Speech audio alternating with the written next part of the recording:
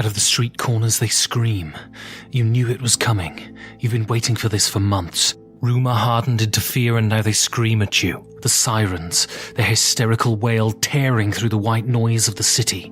And you run. You run to pick up those things that can never be replaced. A picture of them in the days when they still loved you. Your mother's wedding ring. And then you turn to your shelf of games. You only have room for 5. 5 games for Doomsday. 5 Games for Doomsday is a show in which board game personalities are thrust into a cabin in the woods to outrun an oncoming disaster, but can only take 5 of their games with them. But which will they choose? My guest this week is not only a designer of games, but a ruminator on the role games play. He's designed games that deal with weighty historical themes like John Company and An Infamous Traffic, as well as more whimsical fare with Root. His designer diaries read like popular history books, and his reviews are probably the most thoughtful and rigorous in the industry. My guest this week is Cole Wehrle. Cole, welcome. Thanks, Ben. I'm glad to be here. So, before we start, how difficult was it for you to choose these 5 games? Was there a lot of gnashing of teeth, or was it very easy? It was hard. It was hard because I had trouble. I was trying to imagine those that would be with me, and I'm a big believer of bringing the right game to the right audience. And then I thought, no, I'm thinking about this completely backwards. I need to imagine that isn't an issue, and to just pick the games that resonated most with me, which just made problems worse because the first list I think was probably 20 titles. But after I kind of, created the right kind of categories, it became pretty easy to snap up the ones in those categories. And so what were the categories? What were the stipulations that you used? Games that I could think about a lot and play a lot. I ruled out games that I imagined myself easily getting tired of. And so there are certain war games that I think that are probably amazing for the first 5 plays, but then they start to wear on you. So that was important as a criteria. And then I wanted a variety of topics and weights, just so that so games that approached kind of different problems and even within the space of the game had a really big dynamic range. So I didn't want just an economic game. I wanted an economic game that could be very strategic or very tactical. That could scale well at different player counts. So believe it or not, I think if I changing the premise of your show a little bit, if I had to cut down my collection to just 5, like in the here and now, these would probably be the 5 that I would pick, even outside of Apocalypse. Well, my premise is very flimsy, so feel free to do whatever you wish with it. But when you sent me a bio and you said that, with having kids and stuff, your game time has changed and the types of game you play have changed. So have you found yourself playing a lot lighter games, shorter games that require less investment than the big heavy war games? In certain respects, my wife and I are, partners in so many things, and we're also good game partners. And we used to indulge in a lot of weighty 2-player games, and that's been a category that's been somewhat evacuated. In fact, Titan is on there because it was a game I played a lot with my wife. But with kids, we're usually doing the shorter fare. So lately it's been a lot of Azul and Heaven and Ale. But without, the distraction of movies and TVs, I could imagine Titan kind of coming back. And that's why it made it on the list. That change is partly to do with the kids, and it's also, something that is still in flux. Like, as the kids have gotten older and gotten better about going to sleep, we have found ourselves kind of re-gravitating towards those heavier titles. In fact, just a couple nights ago, we pulled out Duel of Ages after the kids were in bed and played probably a 3-hour grudge match of it. So if we go back to the beginning, so you, up until fairly recently, have spent your life in academia. Just give us a quick background of what you studied, why you studied it. Why did you go into those areas?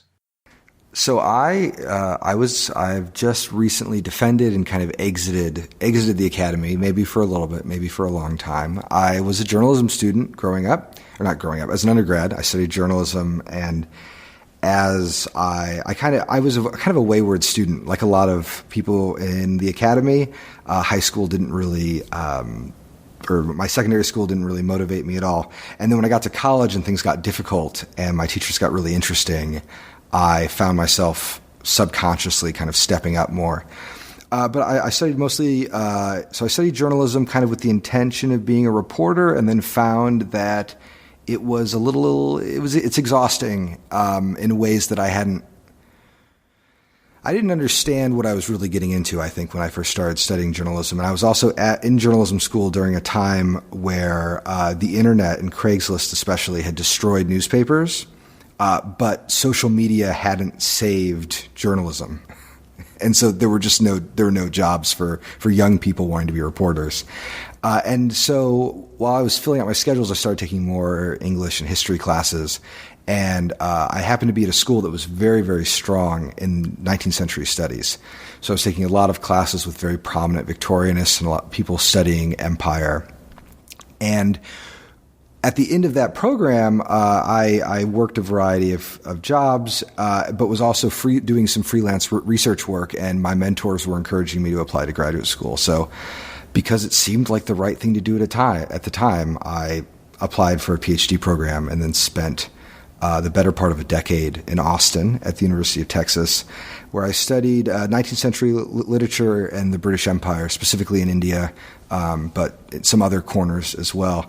And I loved graduate school. I think by the time it's over, many people find themselves pretty bitter about the experience, but I loved it all the way to the end. And I would have been very happy, I think, finding a university gig. So when did games come into your life? How long were you playing since childhood, or was this more of a pursuit you got into as you got older when you got to university? Games were important from my earliest memories. My dad taught us how to play chess when we were very young. And I think, or actually maybe it wasn't so much games were important as play. I had parents who played make-believe with their children. And games for sports and board games and puzzles and riddles and all manner of kind of play was a really important element of just growing up in my household. I have lots of siblings, and all of the siblings had a way of bringing all their friends into the house. So we were always at play. And that thread was fused with kind of an anti-establishment, I really want you to understand how to play soccer and hockey, but don't ever join a league. If you want to play a game of football, you should go find 9 friends, and then we'll build some nets in the backyard, and you should play that way. So gaming was social. It was symptomatic of a larger kind of importance of play, and we were playing games. I mean, some of my earliest memories are playing Stratego with my father, and then there were just lots of little happenstances which kind of led me to games when I was quite young. I played Catan in elementary school on an old German copy, and it was just we wore that game out. And then I had friends who had uncles and grandparents who were interested in kind of modern Euro games. And so when the Christmases and birthdays rolled around, there were always copies of Puerto Rico, Taj Mahal, Battle Cry, very close to their actual release. So, I think I probably played Puerto Rico the same year it came out. And I would have been in middle school at that time. And we were, of course, just completely massacring all the rules. But these were just the things that happened to be floating around my childhood. It wasn't something I sought out. And so, I mean, reading your designer diaries and your reviews, they come across, if not academically rigorous, certainly journalistically rigorous. Did you always look at games in a sort of more analytical sense, or did that come later? I think the thing that pulled me, growing up, again, playing lots of different kinds of things, and video games are certainly included, the thing that pulled me to games was, at the start, I think, something like their self-containment and the rigor of the. I wouldn't have described it that way as a kid, but there was. I mean, I remember moving from playing a lot of miniatures games, Games Workshop games, to those Hasbro Avalon Hill games. This is the late '90s version of Acquire and History of the World and Battle Cry. What was so compelling about those titles was that they were, the entire world of the game was inside that one box. And so suddenly I didn't need to cajole all of my friends into building these miniature armies. We could just play it in that set.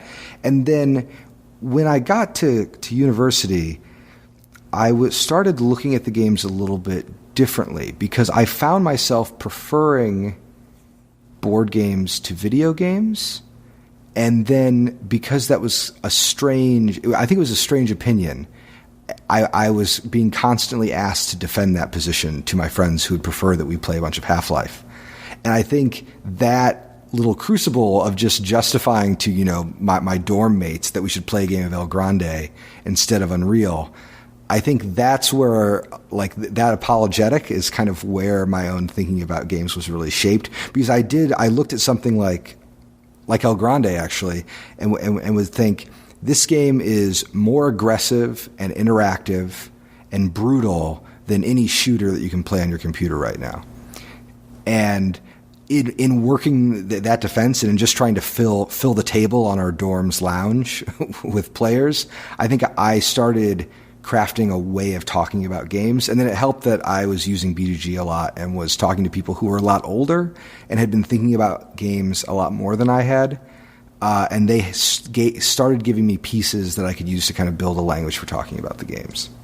So we'll go into your first game, and the people who know you and have seen your work, the games you've designed, and also the criticism that you've created, might be surprised at this first one. And this first one is Bonanza. Why did you choose this one? Well, I wanted a Rosenberg game because I admire his designs a lot, and I thought first it should surely be Agricola, which is a seminal game of my wife and I's courtship, and something that we still play. I probably have over 100 games of Agricola logged, but Agricola is not his best game. It's a great game, but it's not his best, and his best is so clearly Bonanza. So I think online I tend to talk about the heavier games that I play, but if someone catches me at a con, they're as likely to see me like flicking wooden discs or like wearing a goofy crane on my forehead or playing like some of the sillier games as well. And because I find that I like a clever design in any form it can be, and Bonanza is just brimming with cleverness. What does he do in this game that makes it an evergreen? I mean, it's sold over 2 million copies, Bonanza, and it's sold in corner chemists in Germany. I can buy a copy if I go down the road to buy a bottle of shampoo. What is it about this game that makes it so captivating for everybody, it seems? When you're designing, there is a temptation to try to get the players to think that you are very clever as a designer. And when you're playing a game that is cleverly designed in that way, you're thinking, what is the value of the family growth action in Agricola? What's Rosenberg thinking?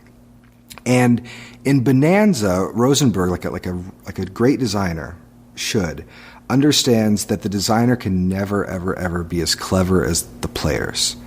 And Bonanza is a game about understanding the people who are sitting around the table and how they value things and manipulating those values. So it doesn't matter what the jumping bean might be worth in the game. It's understanding what that bean is worth to the people sitting there and then creating this language of obligation about what that favors worth of maybe taking something that you don't need. So this game is just thriving in this kind of weird donkey space of suboptimal play where where players are being rewarded for coming up with really clever solutions to problems that go so far beyond a logic of like a set exchanges or something. And I think because the design emphasizes the people that are playing it, it has a replayability that is going to surpass any other system that Rosenberg creates.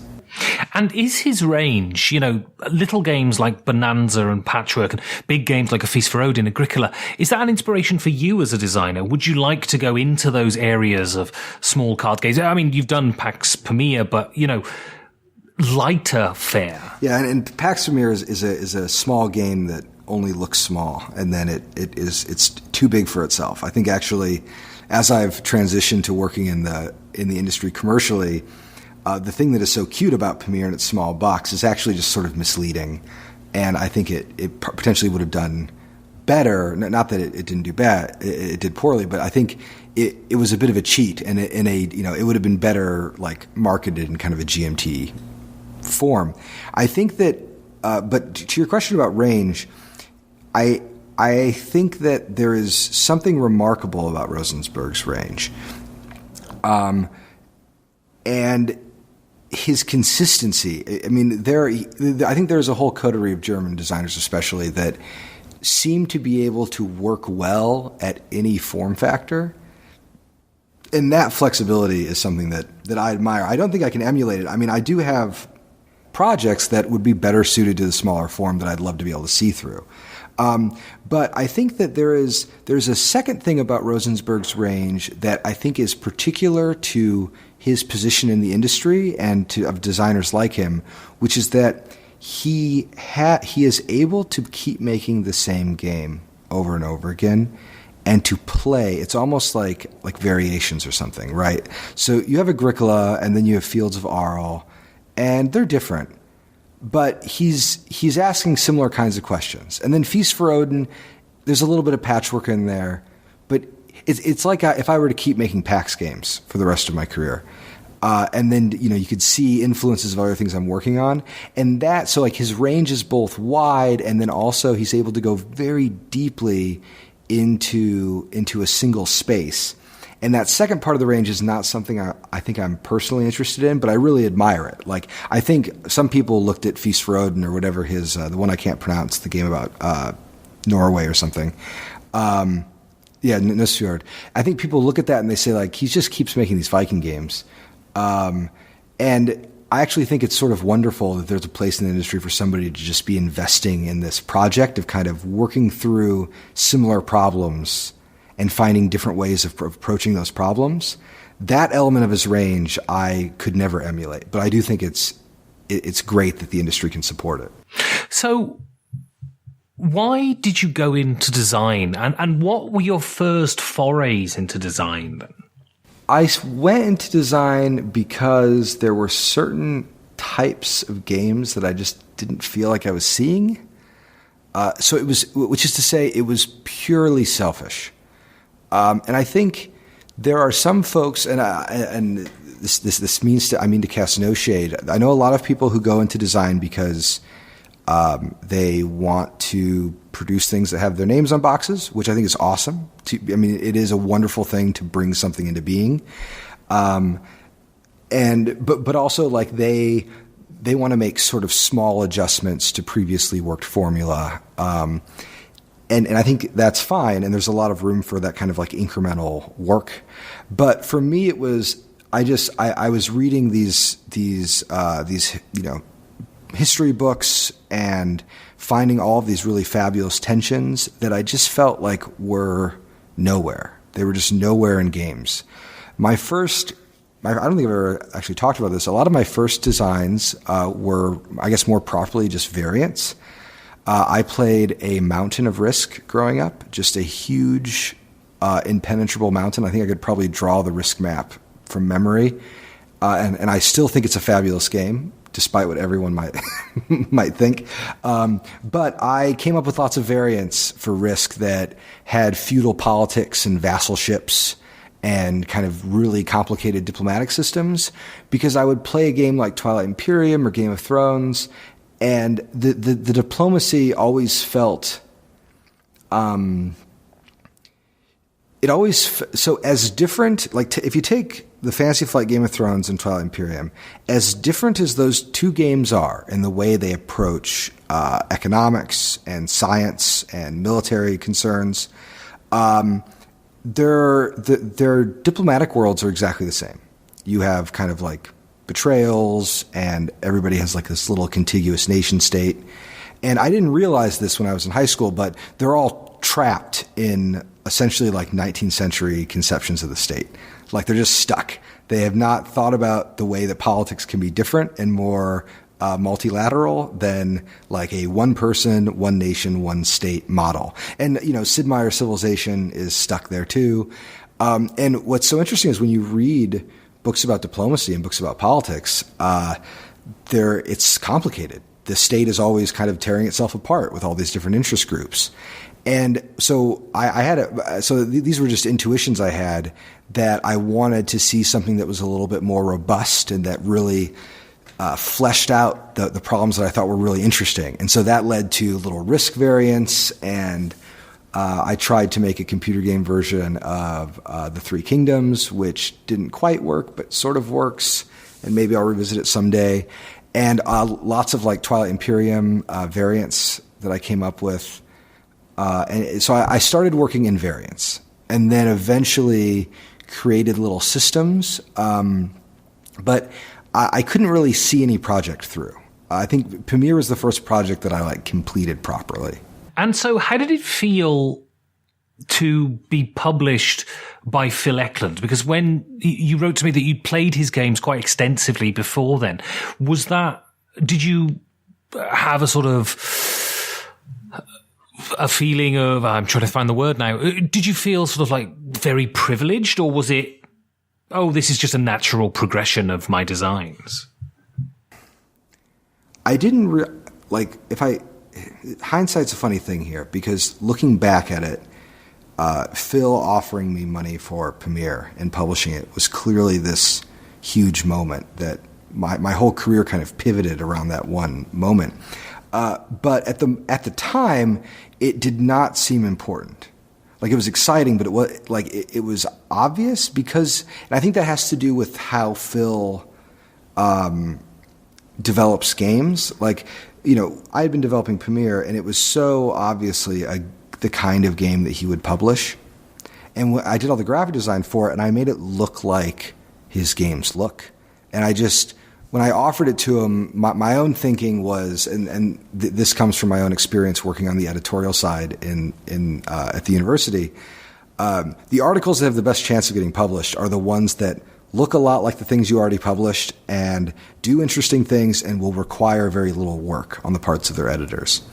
So when I was building Pamir's submission, I just tried to hit those criteria. Like, I wanted it to look, so there were footnotes in the rules, for instance. I wanted it to look like the kind of game that Phil would publish and to seem like the kind of project that wouldn't require a lot of his work. And it just seemed like a very natural thing that he would pick it up.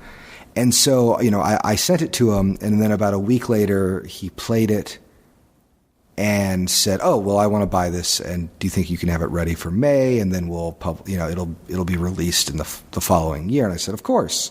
And we worked out terms and signed a contract. And because I had been helping and was in a lot of the conversations around Greenland, and had kind of seen that project grow, Phil and I had lots of back and forth in emails, and this was like yet another project. It wasn't until later when I think Phil, after the release of Greenland, I think Phil had kind of a meteoric rise in terms of his visibility, which coincided with my own very small, like starting to publish, the kind of beginning of my design career. And I think it was really later, like with John Company, actually, when I was getting through that, and I realized, like, I started becoming overwhelmed by the fact that, here was this game I had really worked on, which is being published alongside a major release, and this is BIOS Megafauna 2, of one of my favorite designers, and I get to be in his group and in his stable in this area, and I think that over the last year I was a little overwhelmed by it all, but it took many years for me to have enough perspective to know that to realize how lucky I had been, and when I had started talking to Phil. So your next game is, I must confess, a game I had no idea existed until I went on BGG after I got your list. This is Titan, which is an old Avalon Hill game. can you, for the listener, can you just give them a quick précis of what this game is? Titan is an old Avalon Hill game. It was originally designed outside of Avalon Hill, and then I think they took it in and might have done a little bit of development on it. And it is a game, so before I describe it, I'll say it is a game that everyone should know about, and people who design should study it, because it is among the best game, the most interesting and best games ever made. And now that I've built it up, I will tell you its theme, which is it is a fantasy monster slugathon, like war game, I guess. You recruit armies of centaurs and you battle with each other, and then one player wins. Everybody has a big Titan, which is kind of an RPG hero that levels up throughout the game, and then you try to be the last Titan standing. And that description, the kinds of people I played games with in undergrad were usually put off by fantasy themes. They seemed like a little childish. And I think I myself was contaminated a little bit with that and sort of moved away from the more thematic games for several years. And when I got a copy of Titan, I didn't teach it to them because I thought, this is like, they're not going to like this. They're going to think it's goofy. But then as I started playing it with my wife, my girlfriend at the time, who is now my wife, it was so rich. And so I couldn't help myself but say, like, look, I want you to ignore the fact that we're fighting with bears wearing armor and just look at the math. Look at the beautiful structure of this game. And it won over the house, and it was in constant play. So Titan does a bunch of remarkable things. It's sort of like the shared ancestor of, it's inspired a lot of things. I think like Richard Garfield has talked about Titan with respect to magic. And also, if you've played the game Heroes of Might and Magic, Titan is the board game version of that. So there's a world map, and then when you get into battles, there's a little battle map. But what makes the game so remarkable is that all of the numeric systems, all of the numbers are, I think sometimes people who know more about math than me talk about there being a beauty in mathematics. And I think I know kind of what they're talking about when I think about a game like Titan, because every number is used in a bunch of different ways. So a number might be, on the one hand, used for movement, and on the other hand, it's used to determine the hit value of a particular, to figure out the hit value between units. And another number is the number of units, like the unit's toughness.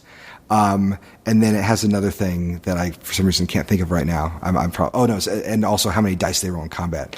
And when you multiply those numbers together, suddenly you have the experience points that are gained when you kill that creature, and all of that is overlaid this really wonderful probability game where you're trying to muster and move around your armies and figure out the best ways to grow your forces. I mean, it's really quite remarkable, and the rules are so clean and just so there's an abstract beauty to the design as well. I love the first edition of the game because everything is hand-drawn but is done in silhouettes.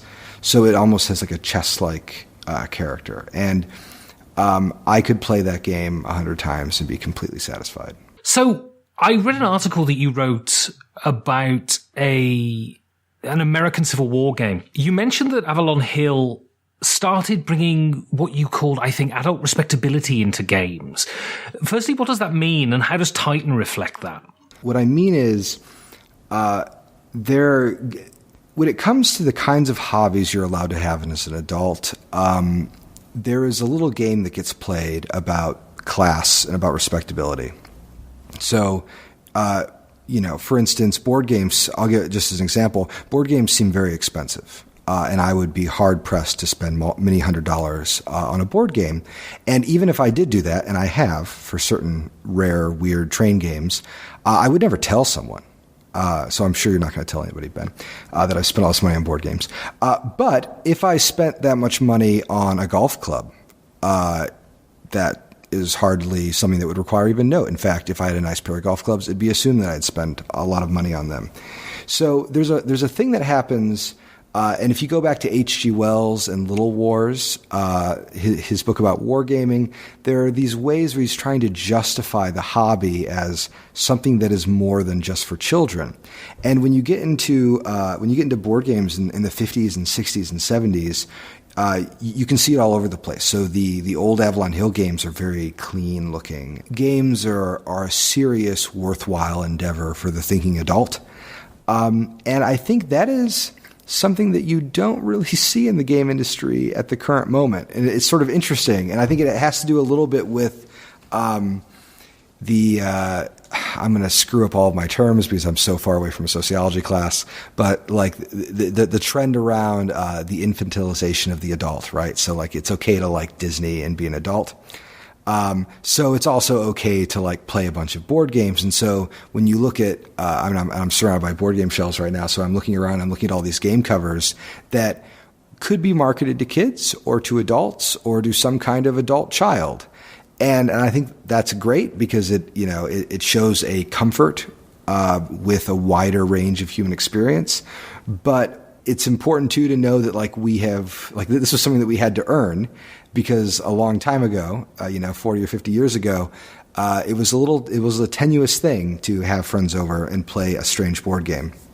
But do you think it's not? Do you think? I think you're kind of saying this, but do you think it's not just sort of taken as read now within the hobby board game world that these are for adults and adults are the main consumers, and so we don't need to show men in waistcoats sipping whiskey on the back of boxes because we all know it's for us as adults now. Right. And so I'm looking, my boss has a bunch of Zombicide boxes right across from me, and they have a kind of comic book look that is, I think, well pitched at the 20-something or 30-something gamer with some money who wants to play in this sort of fantasy world.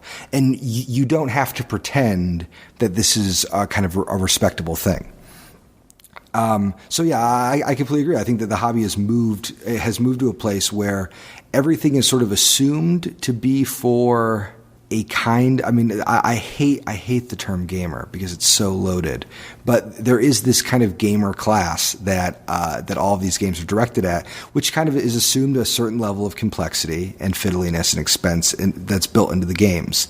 And when you go to the older titles, you don't quite see those categories as cleanly. So a big issue, and this is something I'm kind of skirting around, is gender, right? Like a lot of these games are being sold to men, and there's a kind of like masculine play. The Zombicide font looks very serious, very like manly, for instance.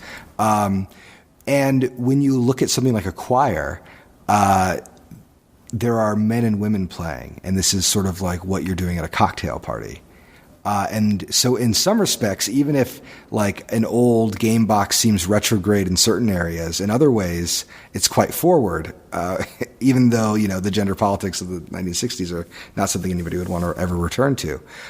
So with respect to Titan, though, I don't know who that game was marketed for because it has the Avalon Hill cover of that game is hilariously bad, I think. It's like got a weird, like, it's got like a strange, like Grecian god face on it, and there's like two monsters fighting. And the actual like layout of the game is very garish. But within that, like once you step into its palette, if you can imagine that, it's quite beautiful and functional. But it doesn't make any effort at respectability at all. And in fact, it was often, I think that the original boxes, like they might even advertise it as like a monster slugathon, which is such a, kind of, I find that like a little demeaning because the game, like I would call it like it's a game about like outwitting your opponent. It's highly strategic. And it's almost chess-like. I think it would be more at home being thought of along in the lines of like chess and backgammon than Rising Sun or Blood Rage. So, moving on, I need you to help me because I have a friend who is a dyed-in-the-wool grognard, and nothing angers him more than when I call Small World a war game. And so, first of all, I mean, you play a lot of war games and you've played a lot of war games for a long time. Can you give me a concise definition of what a war game is? There's no way to do this without aggravating at least like 30% of everyone listening, but I'll do my best. So I tend, a while back, someone I kind of consider a friend who I talk a lot about board games with, they said, it's important to remember that whenever we talk about genre, we're really just talking about marketing. And so genre is a very useful way to sell something and a very bad way to describe something. And so I think along those lines, war game is a conflict simulation. It has to have some kind of simulation value to it. Now that doesn't mean, we can talk about the different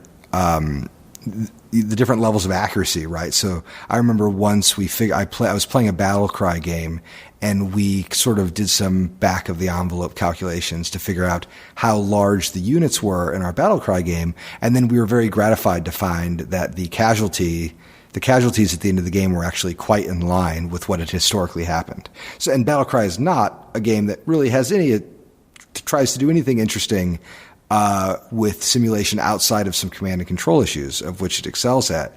So I think there are kind of two tiers to it. Like, I think you can be very ecumenical and say, war games are any kind of conflict simulation that includes the conflicts between various like mismatched fantasy empires fighting each other in something like Small World, or it could be a highly calibrated like campaign for North Africa. We're going to count all the food rations. Both of those things can be war games.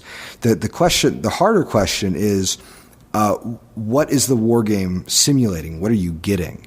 And this is the place where I think that the grognards who want to push Small World or even something like Twilight Struggle out of their camp, what they're trying to say is, war games have to have some kind of simulation value, and Small World may be a wonderful game, but it doesn't tell you anything about the way these people work.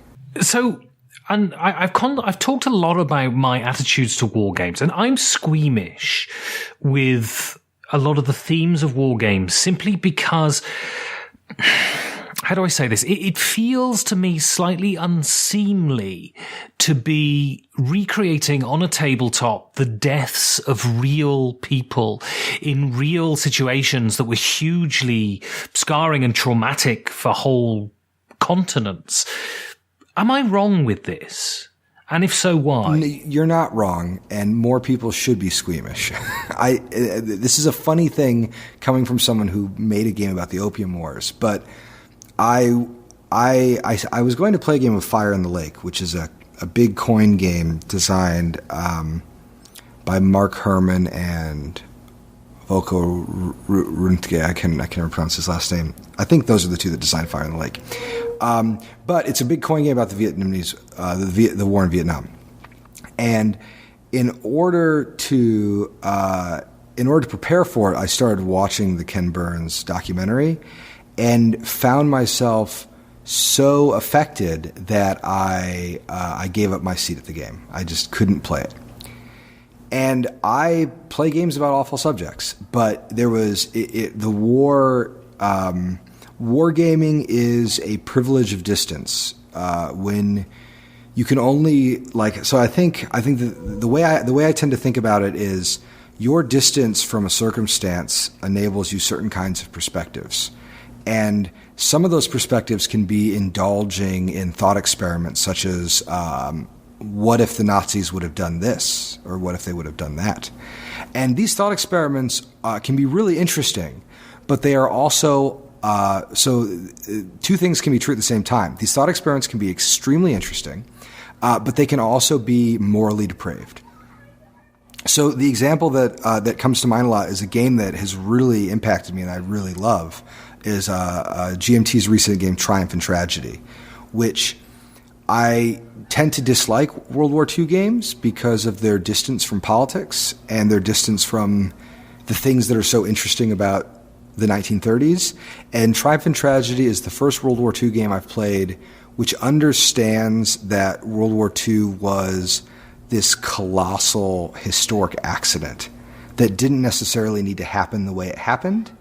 And it gives you the feeling of paranoia and the feeling of the modern world like run away from itself. And I can only enjoy that game and enjoy playing each of the powers, all of which have different levels of moral compromise, right? Like, I don't mean to put any equivalency, but the West was awful, but the fascists were much worse. But I can take the fascist position, and I can allow myself to kind of experience some of the thoughts that were informing both their strategic and their political posture. But it is purely a privilege of my own distance from that war and from the human trauma. So I sympathize with people being squeamish about games, because I think if you look at a game, if a game, like I like games that attempt to traffic in things that matter, and if a game makes you feel, if it revolts you, if it makes you feel awful about something, I'm happy for it, because that is the power of the form. I think games are engines of affect. They can really allow us to understand different perspectives. And for that specific reason, I like games that put me in morally complicated positions, but only the games that are smart, only the games that treat their subject matter seriously. So the coin games, which are about contemporary insurgent operations and multilateral conflicts, they are disturbing. Andean Abyss is about the Colombian drug wars. Cuba Libre is with the Cuban Revolution. Distant Plain takes the recent war in Afghanistan. And these games look squarely at hard topics, and they make me uncomfortable. Whenever I play Andean Abyss or Cuba Libre, I feel extremely uncomfortable, and I feel like I have to make horrible things. But play is a space where players can kind of explore an uncomfortable moment and then step out and reflect. And a game that enables that kind of stepping out and reflecting is something that I'm going to be interested in. On the other hand, when I see a war game that is a little more flippant or jokey, it tends to turn me off and to make me feel to make me feel like it's both not necessarily worth my time and also like it's undercutting the seriousness of what it can do. So I find myself not playing a lot of war games for that reason. But I think that this is something that everybody has to kind of negotiate for themselves and to think about the kinds of experiences they want to inject themselves with. And do you think that war games that strictly focus on the tactics and strategy of battle, the role of the general, do you think they're neglectful? They are, but you have to make decisions. I think the most interesting decisions any designer makes are the decisions about victory and the decision about who the player is. All the other decisions are kind of boring. And they're not boring, they're just not as important. They're of an order of magnitude less important. Or they're less important by an order of magnitude. And for that reason, a game that focuses on the concerns of a general, if I'm going to make a game about a conflict, it seems like that isn't necessarily something that moves me. And I think that there's a lot of wasted room there. And it's also, there are good ways to simulate those concerns, but there are also bad ways to do it.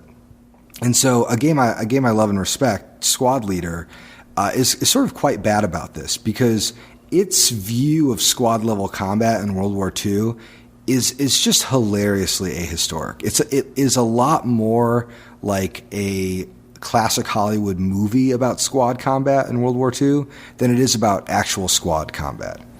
And so a game like Up Front, which is a card game that was later published, which focuses a lot more on morale and about uncertain geography, gets it right. And so I'm okay with the game saying, you know what, we don't have space to do the refugee crisis. That is a reasonable decision, but if you're not going to make a game about the refugee crisis, make sure the thing you're doing is also important and interesting.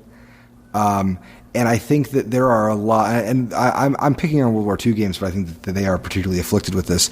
There are a lot of games that are kind of like easy war games, where even though they might have lots of rules, they're neglecting the things that are really interesting. just to, have everybody play general. And that's something that I'm kind of never interested in. So your next game is a game I love from people I'm developing something of an obsession with. And this is The Great Zimbabwe. So 2 questions really. Firstly, why do you think the Splotter guys are held in such high regard? They're sort of the connoisseurs, producers. And then out of all of their titles, why is it this one you chose? When you play a Splotter game, you sometimes get the feeling that the only games they play are the games they design. And I mean that, and I know, first of all, I know that's not true, because I mean, if you look at Druin's writing, like it's patently not true. He plays lots of games, and they clearly have an influence on him. But they are so focused on the questions that they are interested in and not on the marketplace that you get this almost hothouse effect, where these are games that are interesting, heavy games that are interesting, bred by other heavy games that are interesting, and they're not deck builders because that's the flavor of the month, or they're not worker placement games because that's the flavor of the month, or role selection games because, and I'm kind of going back in history here, like they're never impacted by it. Or they never feel like they're impacted by it because they are they're so focused on the questions in game design that compel them personally. And I think that it produces something that is almost singular in this hobby. And the hobby has exploded over the last decade, and that has done a lot of good. And I'm always happy that, a wider array of different kinds of people are making games, which is a good thing. But I think that in that connectiveness, it breeds a kind of homogeny where games are starting to be kind of similar to one another. One Dudes on a Map game is kind of like all the other ones. And then when you look at a company like Splotter, they are still so clearly doing their own work that I think they well deserve the kind of seminal place that they've arrived at. Because for a lot, and this as well as I do, for a lot of especially newer gamers who are playing the kind of heavier, stranger, harder games, Splotter is something that you kind of arrive at. Like, you don't learn about them right away. You go deep into Reddit or deep into Board Game Geek, and then somebody mentions Food Chain Magnate or Roads and Boats, and then it's probably the first game you spend $100 on. And when you play it, it's like nothing else. And then you discover that all their other games are like nothing else. But of their games, so I think I've played all of them. And that's courtesy mostly the Board Game Geek library. But and I like them all, even the weird ones. Like, I love Can. I love the art of Can. I think it's amazing. Can is an amazing game. It may be a little broken, but it's amazing. And I almost picked Can, but I thought, it's got some problems. And I really admire Roads and Boats, which is exhausting, especially if played combatively. But of all of their designs, The Great Zimbabwe to me feels most like every element of their production, their kind of idiosyncratic aesthetics, the mechanics and the interactions of the players, the weird bits of asymmetry and spatial problems that they put in their games. Every single thing that they do, in the same way that Rosenberg is kind of like always working in a similar area, every single thing that they investigate in, I feel like in The Great Zimbabwe, like every tumbler in the lock just like is in alignment. I think it is absolutely their best game by a fair margin. And I don't say that to discredit their other games. I just think it was just a completely remarkable achievement. So you published a few games. You published John Company. You published An Infamous Traffic and Pax Pamir. And then you became an employee of a game company. So you recently started with Later Games, and your first game, Root, is going to come out from them. How did this come about? It's a strange thing. It's the kind of thing that if ever I'm asked to talk to people about careers, I couldn't give this as advice to anybody. I had just submitted my dissertation, and for anyone who's gone through that process, they know there's this about 3-week period where you submit your final draft, and your defense is in a few weeks, and there's kind of nothing for you to do but be nervous. And so it's a Friday afternoon, I submit it off, and I go to Twitter, and I'm still at my desk, and I see a posting for a game developer position. And I hadn't really thought about working in the industry. Everybody I knew who did anything with board games, they did it part-time. They did it because they loved it. And many of them weren't compensated at all. But I saw this job listing, and I was still sitting at my desk, and it was early on a Friday afternoon, and I was on a little bit of an adrenaline kick from kicking off this 250-page document. And so I submitted it. I submitted an application for this job in St. Paul, and I've been kind of wanting to live in the north where my kids could see winter and everything. And then that night or the next night, Patrick Leader, the publisher, wrote to me with some production questions, and they were having some problems with a game they were working on. And he just kind of asked for my advice. And we just sort of started talking.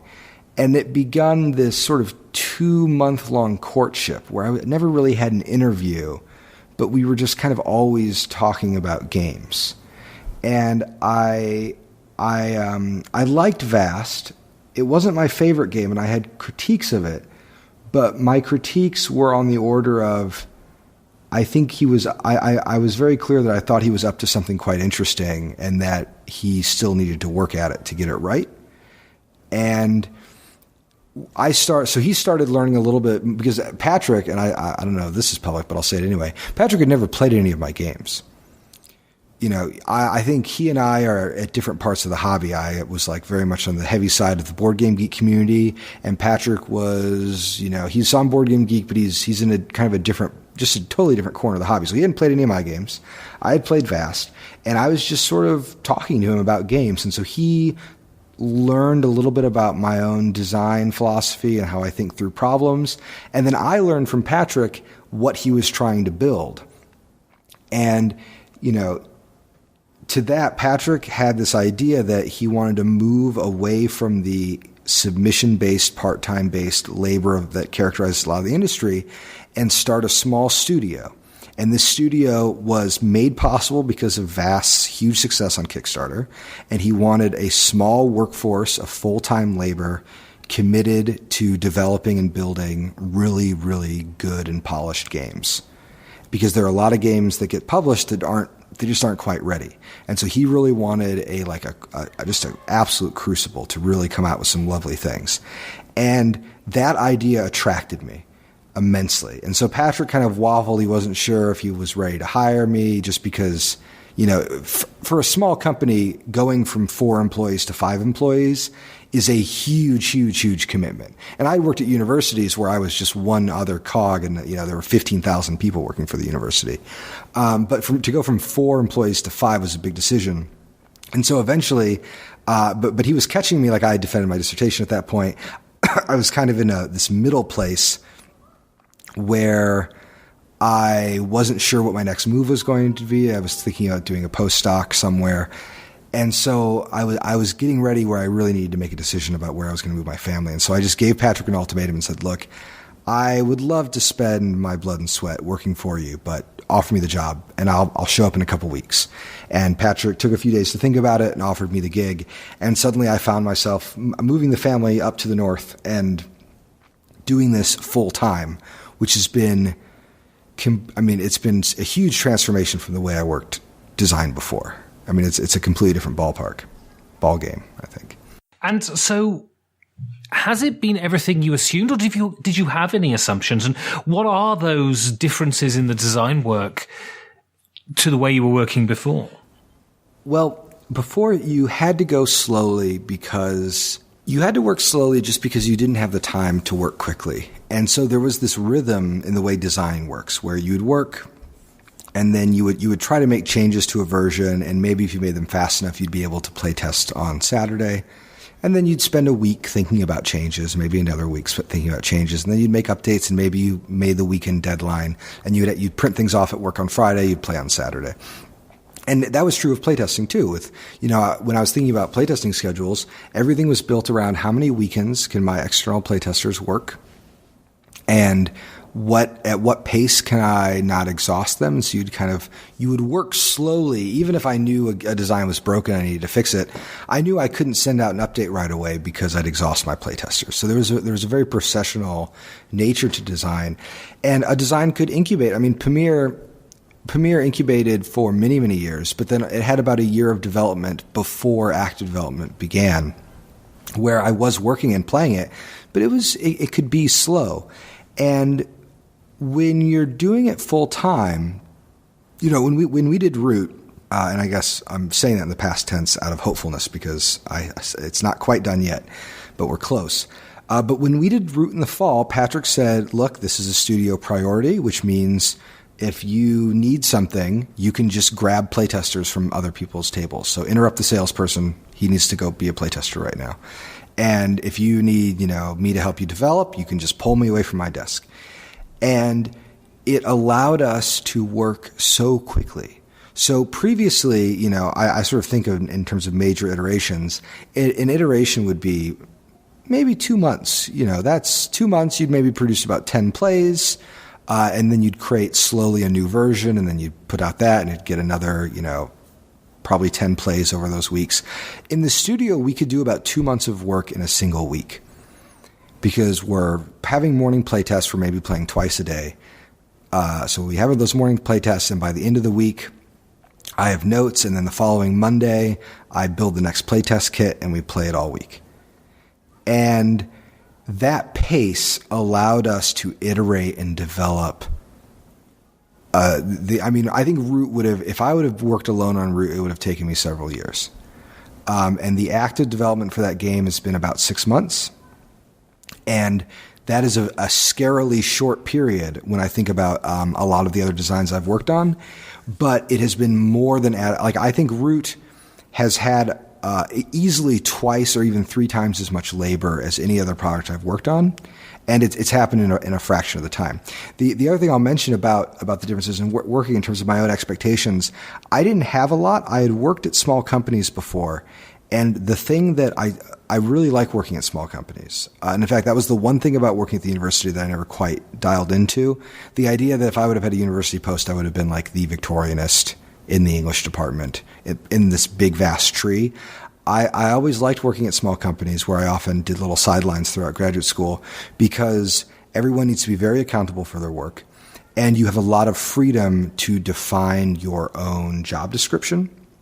And so one of the great, one of the things I love most about this job is I come to work and we are all still learning what it means to be a company that makes games. Vast was made while Patrick was working as a programmer, and it was submitted by somebody who was a marketer, and so that they worked together, but they were working on evenings, and the artist was working on evenings. And Root, in some ways, Root is the first game developed in-house by Leader Games. And it bears out on the art, it bears out on the design, on every element. Because we have, Kyle is our full-time artist. So when I tell him, Kyle, I'd love it if we could have little sketches in the rulebook. I think it would look nice and it would break up the flow of the text. He says, okay, we'd love to do that. He's like, that sounds great, let's do it. And so because he's on retainer, and he's like, we are all investing so much energy into the game that I think it's like, if you put it next to anything else, it's probably just going to blow it out of the park, just because the amount of time and energy that we're stuffing in that box is, I think it's just huge. So your next game, I'm absolutely intimidated by. And this is 1830. Why am I so scared of 18XX games? Because they're long. They're long and you have to use a calculator. I think that, that was it for me. That was why I didn't play them for so long. I think that they're games that ask a lot of their players. They are games that don't stop you from making a colossal mistake and then having to sit there on your hands for 4 hours while the game finishes because you don't know enough about the game to rescue your position, or, as is often the case even with me, like my position is just not redeemable. They present a huge tax to their players. At the start of the show, you talked about how I mentioned how I've been playing less of long games just because I've got a couple kids now, and my job sometimes takes up all of my time. I can't really sit down for 6 hours and play a game anymore. But despite all of that, they're worth it. It's a remarkable thing. They are as interesting as a game that. As interesting as games can get. The most interesting questions, I find, are all bound up in that genre. They present me with really, I think that they present just fabulous, tricky situations that dwell in my mind long after we packed up the game. In the greater series of 18xx games, there are dozens of games, maybe even 100 or so, that are so different. You would despite the fact that they share the similar rules framework, they're as different as any two Euros could be from each other. And they're immensely competitive and interactive, and they are, and again, like Titan, for people interested in design, you can do no better than play a lot of 1830. And so the reason I picked 1830 in particular is it's one of the earliest and also probably the best of the series, at least of the ones I've played. There are some that I will, depending on the weather, maybe prefer more. But 1830 is a game I've played 30 or 40 times, which is a lot for a game that takes 5 or 6 hours to play. And I would gladly play it again. I am consistently learning things about that game which completely transform how I think about the entire game. And if you wish to think of yourself as a heavy gamer, do you think 18xx games are a necessary rite of passage? I mean, they're definitely not for everyone because they are so interactive. I think there's a big group of heavy gamers that likes the crunchy conversion puzzles, but doesn't really like interaction. And for those people, you should stay as far away from the 18xx and from 1830 as you possibly can. But for the heavy gamers that like a wide selection of thumbscrews of which they can put on their opponents, you can do no better. And I think that, so I think for that group, it's absolutely a rite of passage. You need to play them. And if you don't like them, you need to you need to go through the process of reacting against them and writing about them. And to that group, I would add anybody who thinks about design should study that genre, because to build a system which can sustain a whole sub-hobby for over 30 years is just a completely remarkable feat. I think, when I think there was a thread recently about the kind of Mount Rushmore of gaming and kind of seminal designers. And, you see the usual names like Knizia and Sid Sackson. And any one of those that doesn't include Francis Tresham, the designer of 18xx, is sorely missing. Because I think that I think that there is a core elegance to that system that more designers would be good to study and understand. So what's in the future for Cole Wehrle? I assume all of your design efforts now go into later games. Will you design other games on the side, or will all of your energy go into that? So the agreement I have with Patrick is that he sort of gets right of first refusal on the things that I'm working on that I build in studio, with the understanding that he has a brand and an audience, and it's not exactly where I tend to put most of my work. In some ways, Root is my first game that's directed at this kind of general audience. And with that in mind, I've got a game I'm working on right now that I'm going to probably give to Hollandspiel, the company that did Infamous Traffic. And I've told that Patrick, I'm working on this game about land. It's about Ojibwe and American Indian. It's about Ojibwe and Dakota land buying in Minnesota, actually. And it's quite mean and strange. And it's, I think, an interesting story about the interactions between native peoples and European empires in North America, and it is very much a Hollandspiel game. And it would never, there's no way it could possibly be retrofitted into the Leader Games brand. So I'm going to keep doing those odd games. I've got a bunch of games which I think will kind of complement John Company that I'm working on a little bit. And then I have a lot of projects within Leader Games. The plan is, right now I am working kind of every waking moment is being spent finishing Root.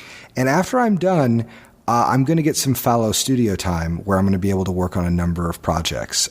We've got really exciting stuff that I'm kind of pushing along, adventure games and strategy games and all sorts of things that are kind of too early to be talked about profitably. But I think if anyone's worried that I'm going to stop making interactive weird games, they should not worry, both because Root is one of those games. I just got a message from someone the other day that said they had assumed that Root wouldn't be a very interesting game because it was being sold so much based on the art, which is so welcoming.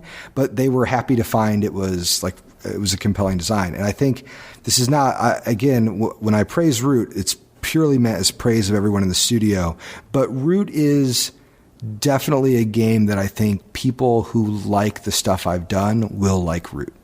And all the projects I'm working on have that similar kind of ethos behind them. So your final game sort of brings us round in a circle to some degree. And this is Pax Porfiriana. And my first question is, what has Phil Eklund brought to gaming? He found a way around the Ameritrash problem. And the Ameritrash problem is, how do you make a game thematic in this era which prioritizes smooth gameplay and really clean interlocking systems? Like, what do you do with theme? And so the way a lot of people answer that problem is they have event decks and they have lots of crafts and special powers and goofy things like that. And Phil understood that you can't just adopt a Euro engine, if we think about this in video game terms. You can't just take the Puerto Rico engine and then put a bunch of flavor text on it. That's not the way you make a thematic game. You have to think about the core structure, the core incentives of the game, and you need to think about the period and the theme, and you have to wait until you can get those things in alignment. And what is so remarkable about that answer is that Porfiriana is a game that took basically a massive open world, almost an RPG economic sandbox called Lords of the Sierra Madre that was published in the 80s and then in the 90s in a second edition. He took this big 10-hour game and he folded it into a card game, but without losing any of the detail. And in fact, in some respects, Pax Porfiriana is more colorful and more thematic and tells a better story than the massive game. And then what's even more remarkable is that he did it again in PAX Renaissance. And I've been playing a lot of Megafauna 2, and him and Andrew Marker and Andrew Dole, he designed BIOS Megafauna 2 with. He took American Megafauna, this massive, crufty old war game, and he collapsed it all into the sleekest, most thematic and delightful little box imaginable.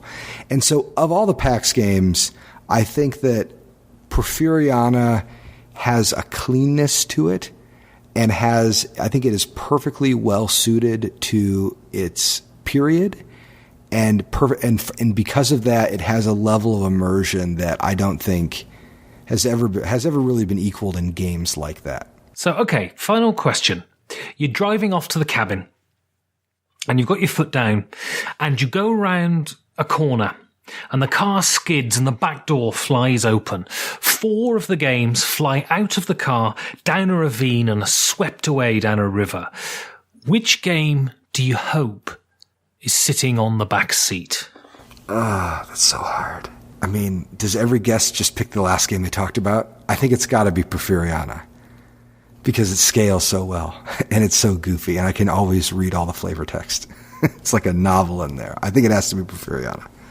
So, if people want to get hold of you, how can they do that?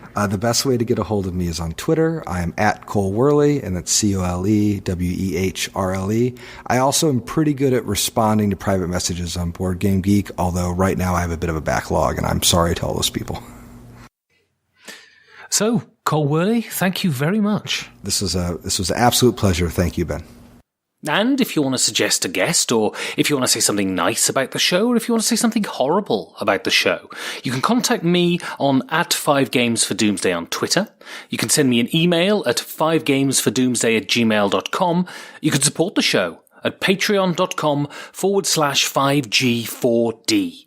And if I haven't had to pogo stick as fast as my springs will carry me to avoid the green-toothed beasties and the over-opinionated bellends, I'll see you in 2 weeks for another 5 Games for Doomsday.